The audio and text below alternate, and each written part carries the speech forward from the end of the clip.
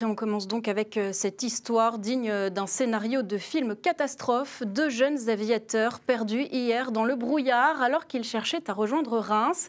Panique à bord jusqu'à l'intervention de la police du ciel et notamment d'un Rafale venu de Saint-Dizier. Le pilote et le navigateur ont livré le récit de ce sauvetage à Thibaut Malandrin, Geoffrey Tridon et Marie-Galante Fontan. C'est une mission qu'ils ne sont pas prêts d'oublier.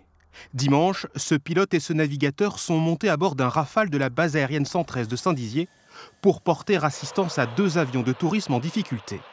Leurs jeunes pilotes n'ont pas été formés au vol aux instruments. Or, les conditions météo sont très mauvaises.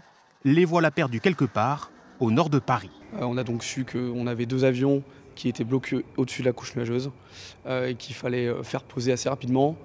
Parce qu'ils avaient une autonomie en vol finalement assez faible à ce moment-là.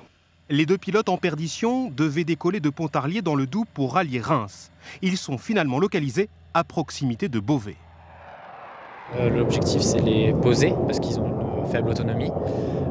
Et on va essayer de les rassurer aussi parce qu'ils peuvent être perdus au-dessus de la couche. Il y aura une montée de stress. Donc nous, on va être là pour les aider, pour les faire se concentrer sur des trucs simples qui va les raccrocher à ce qu'ils savent faire initialement. En plus du Rafale, les deux aviateurs en perdition sont assistés par un Mirage 2000 d'Évreux et un hélicoptère Fennec de Villacoublay. Mais c'est le Rafale qui les guidera jusqu'à l'aéroport de Beauvais.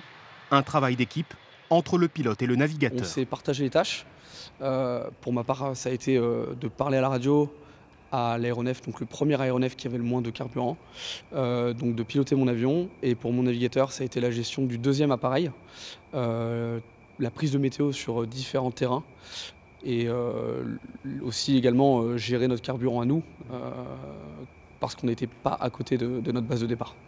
Une fois de retour sur le plancher des Vaches, les deux pilotes sains et saufs poseront fièrement, entourés de deux de leurs sauveteurs. Mission accomplie pour la police du ciel de l'armée de l'air, qui 24 heures sur 24 tient l'alerte pour protéger l'espace aérien, mais aussi prêter assistance aux appareils en détresse.